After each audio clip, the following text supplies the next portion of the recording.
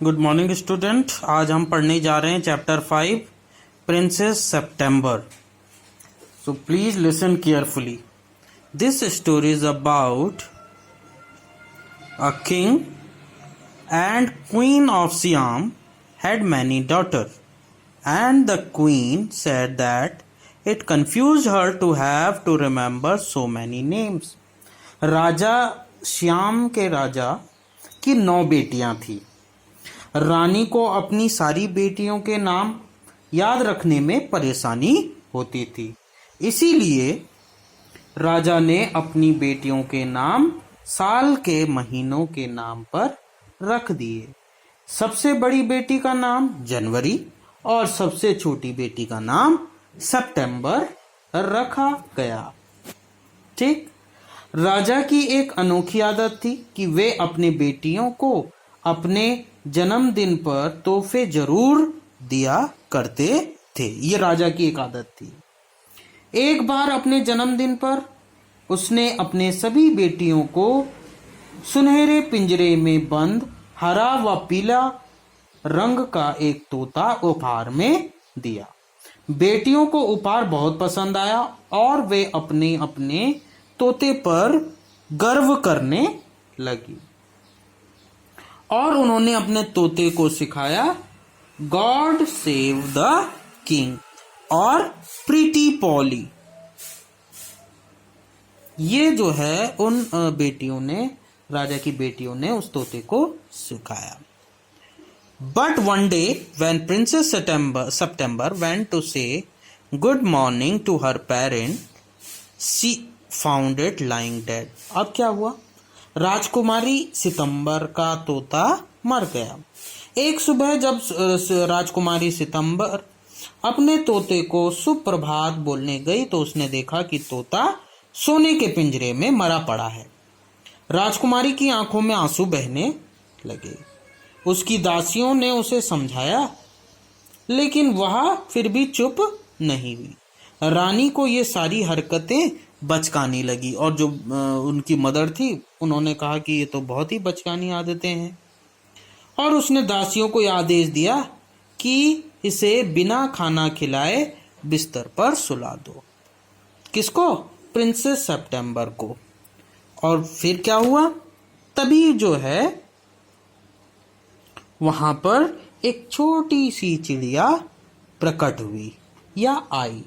जब राजकुमारी बिस्तर पर पड़ी हुई थी और अपने मृत तोते के लिए रो रही थी, तो उसी वक्त एक छोटी सी चिड़िया कमरे के अंदर आई। जैसे ही राजकुमारी ने उसे देखा, उसने गाना शुरू कर दिया। अपने गाने में उसने झील, पेड़, लताओं का वर्णन किया। अब उसका गाना समाप्त हुआ। जब उसका गाना समाप्त हुआ तो राजकुमारी जरा भी नहीं रो रही थी और उसकी भूख भी समाप्त हो गई थी। छोटी चिड़िया ने उसे तोते की जगह रखने के लिए रिक्वेस्ट किया। अब क्या हुआ? उसने जो है अगले दिन राजकुमारी ने बेहद उल्लास के साथ अपने नए मित्र का परिचय अपनी बहनों को कराया। अपनी बहनों को जो है उसने उस चिड़िया, छोटी सी चिड़िया के बारे में बताया। और इसके बाद राजकुमारी ने उस चिड़िया के बारे में राजा को भी, राजा रानी से भी मिलवाया। राजा उस पक्षी को देखकर बहुत ही खुश हुआ क्योंकि उसने बहुत मीठा गाना गाया और बाकी के तोतों की तरह गॉड सेव द किंग और प्रीटी पोली नहीं बोला, लेकिन उस चिड़िया ने गॉड सेव द किंग या प्रीटी पोली नहीं बोला। और जिसके कारण उसकी जो बहनें थी वो सितंबर से क्या करने लगी? जो 8 बहनें थी वो सितंबर से ईर्ष्या करने लगी। आपने सेकंड पैराग्राफ में ये देख लिया। सेकंड पैराग्राफ, जब बहनों ने उस चिड़िया का मीठा गाना सुना तो वे उससे ईर्ष्या करने लगी और उन्होंने चिड़िया से पीछे छुड़ाने के लिए एक तरकीब निकाली। उन्होंने सितंबर को अपनी जेब खर्च देने तथा उसे एक तोता खरीदने के लिए कहा। किसको? उसकी बहनों ने सितंबर को कहा, लेकिन सितंबर ने मना कर दिया। और लेकिन उसकी बहनों ने बोला कि वो चिड़िया जो है हमेशा तो उसके पास रहेगी नहीं, इस बात से सितंबर थोड़ी चिंतित महसूस करने लगी। उन्होंने कोई जोखिम न उठाने तथा चिड़िया को पिंजरे में डाल देने के लिए जो है सितंबर को बोला। सितंबर को चिंता होने लगी। अब सितंबर भी थोड़ा सा टेंस हो गई। जब सितंबर को एहसास हुआ कि चिड़िया हमेशा उससे दूर ही रहती है और उसकी सुरक्षा को लेकर भी चिंता होने लगी कि यार कहीं दूसरे बाज या बड़े पक्षी उसको खा ना दे। उसने यह भी अनुमान लगाया कि शायद चिड़िया उसे भूल गई है। अब वो जो है उसको ये लगा कि चिड़िया, क्योंकि चिड़िया जो है कई दिनों से सितंबर के जो है के पास नहीं आई, यह किसी और की पालतू हो गई है। जब चिड़िया वापस आई तो राजकुमारी ने उससे देरी का कारण पूछा, जिस पर छोटी चिड़िया ने कहा कि उसके ससुर ने एक दावत दी और वह शायद नहीं भी आती। उसने ईमानदारी से सब कुछ बता दिया। छोटी चिड़िया ने सब कुछ बता दिया क्योंकि वह परिस्थितियों से अनजान थी। वह सुनते ही कि सितंबर ने उसे पिंजरे में डालने का फैसला किया है, उसको लगा कि वो जो है पिंजरे में कुछ ही समय के लिए रहेगी। लेकिन जब बाद में उसको पता चला कि वो हमेशा के लिए पिंजरे में रखा जाएगा तो वो उदास हो गई। चिड़िया ने अब गाना बंद कर दिया और बाद में उसको आजाद करना पड़ा। ये इस लास्ट पैराग्राफ में हम पढ़ेंगे। चिड़िया अब गाना भी नहीं गाती थी और वह झील, पेड़, लताओं की सुंदरता को महसूस नहीं कर सकती थी। उसने खाना खाने से भी मना कर दिया।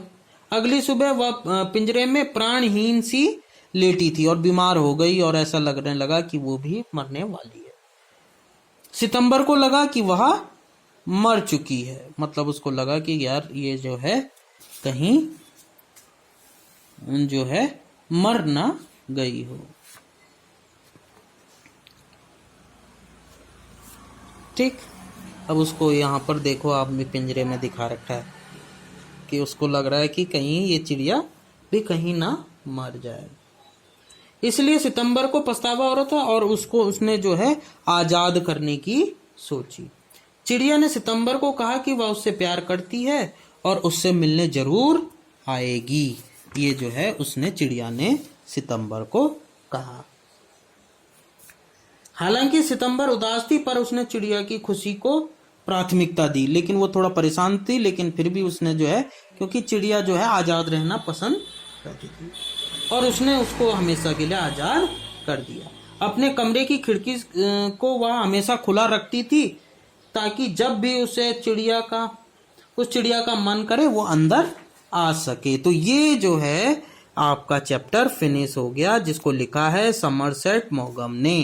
ये इस चैप्टर का Hindi translation. Thank you very much.